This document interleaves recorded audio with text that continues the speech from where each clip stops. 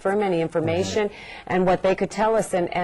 But well before noon, we were able to confirm that the Sheriff's Department knew about this, other calls had been made, but everyone was really in that catch-up place that we were looking for this. It took us about 15, 20 minutes after Sky 9 took off to even get sight of this because, well, as you mentioned, what, it's 20 feet by... 20 feet in diameter by 6, and we have a saying in aviation, big sky, small airplane. Right. As Tim Dietz said, and this is video you're seeing that Tim Dietz shot from Sky 9, we were with him, Kim, right when he first caught it, and he said, man, it's like a needle in a haystack out here. And that was around 12:45-ish. I was watching at home when you guys first saw it. Just a little bit before then, yes. Yeah, so we're talking about a window of an hour and a half, maybe a little bit more, that this was in the air without at least our eyes on it. Right, and the only thing would be eyewitness reports, and of course law enforcement in those places will be getting those reports, I'm sure. And I guess we could go back to that first photo we got from a viewer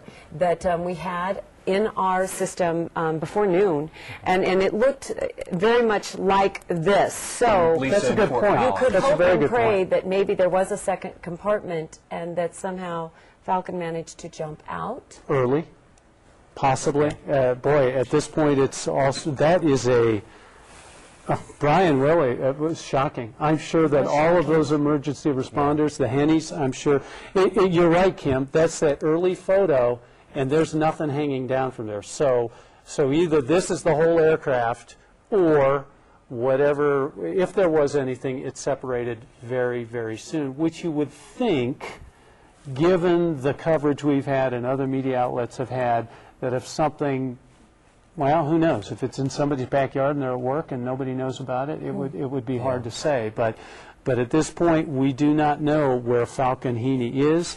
This is videotape taken, gosh, what's it been, 15, 20 minutes ago, of the landing, what can only be described as an ideal emergency landing for a helium balloon in a softly plowed, freshly plowed dirt field, emergency responders standing by, tethering immediately, only to find no child inside that balloon.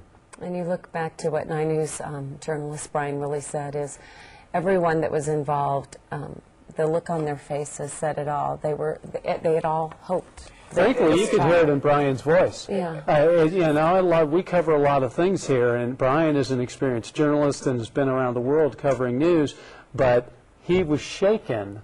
Yes. I mean, you're a person too, and I think he was shaken by that because now your imagination is in full gear, and you don't know what happened now. And the only way to interpret what he described on the face of the emergency personnel down there is that they expected to find the child. Right. Which means that the people they're talking to in Fort Collins expected to find the child in the aircraft. That's right. Yeah. And I'm still, because you're right, everybody expected, and so you know that they were talking to the family throughout this to learn more about this that they built, and I guess that's the hardest part to take, because they did talk about something not being, earlier on, I'm a little confused. So it wasn't attached very well, or it's not very strong. And maybe that's referring to the fact that that's made out of cardboard. That could be, it could be that, and I'm sure more details will come out in the coming hours and minutes, perhaps, but I'm sure that law enforcement is now frantically trying to recreate the flight path, because at this point, it's a search and rescue effort, or backtracking the flight path of this balloon. As we begin to wrap up our live coverage of this incident, we want to bring Von Campbell back for some perspective on the idea of, okay, so if Falcon realized that the aircraft was going up and he attempted to jump out, Von, what can you tell us about how long he would have had to do that before that becomes a real dangerous proposition? He wouldn't have had very long at all to do that, because once you pass about 25, 30 feet, the chance of surviving a fall or a jump out of something like a balloon really goes down. So if he was in that cardboard capsule area and decided he was going to jump early, he'd probably be somewhere in the neighborhood. But I think the question comes back to the dad and the constructor of that. Was there something else that was hanging below that now, which just looks like to totally be just an envelope without a basket? And I think that's going to be the key thing that people are going to have to follow up on to start trying to figure out where he might be. So, Vaughn, and we still really are looking and searching for a good outcome here. He might have had just seconds, if you had to guess. Probably, yeah, less than 30 seconds. Probably, given how fast that balloon would have started to rise up, maybe even less. Boy, Vaughn, anything strike you, because we haven't talked to you since before the touchdown. Taking a closer look at that aircraft apparatus on the ground, you could see the door. Brian Willey described it as being of a cardboard-looking construction. Could you learn anything more about that with your experience just looking at it on the ground? The other thing is, as we got closer and looked at it on the ground, it really did look like what we were following was really just the envelope, which would be the gas bag of the balloon, plus some sort of fairing in underneath it. And perhaps that door is how they got inside to fill it. And it's entirely possible there could have been something else below it, but from when we started seeing the pictures, apparently all we were seeing was the envelope. Right, even that early photograph. Yeah. Vaughn, thank you for staying with us and educating us as we followed this afternoon. And we will, of course, come back to you if we need more information, because you can best explain this type of thing for us. You're welcome. So now I assume that authorities must be redoubling their efforts there in the neighborhood, working out from the home. We had mentioned earlier, folks just joining us, that they did search around the Heene home for 6-year-old Falcon, and there was at least a preliminary determination made that he was not hiding somewhere in or around the home. You have to assume that that search now spreads to the neighborhood and so forth there along the flight and path. I guess, again, Marty, depending on where this was, we don't know if this was in the backyard or where it was actually built. Again, you're looking at the winds then. You're going back and you're looking at winds and you're looking at... How fast did he go up?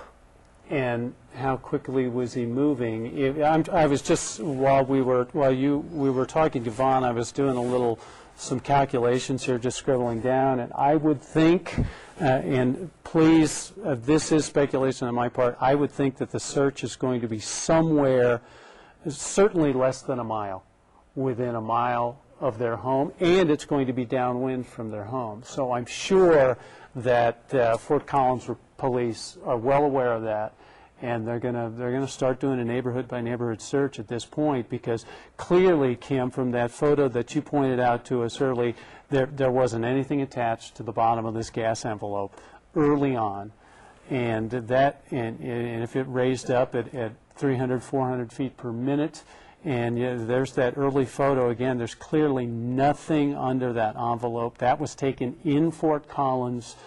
So we're probably talking about, gosh, if it's within a mile or two of the home where we may find the basket. Now, we just have no idea. I mean, it's Falcon's brother who reported that he was in there, and we just don't know.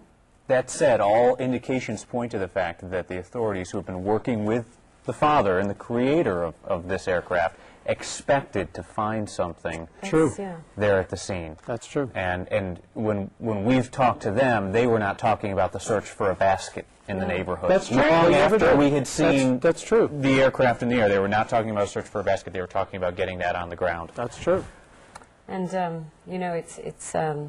it's so easy sometimes to pass judgment and raise questions about a lot of things, but if you have children and you have 6-year-olds and you have boys and you have something like this close by... Irresistible. Irresistible, right? And Absolutely even the joy of flight is the same way. The fascination with flight is, for many boys and girls, starts at a very, very young age. Mm-hmm. And while there's so much that we don't know at this point, we do know what we just saw there on the ground. And if Marty, if I had asked you hours ago that a rescuer would nearly be in position to catch the thing as it lands in a field.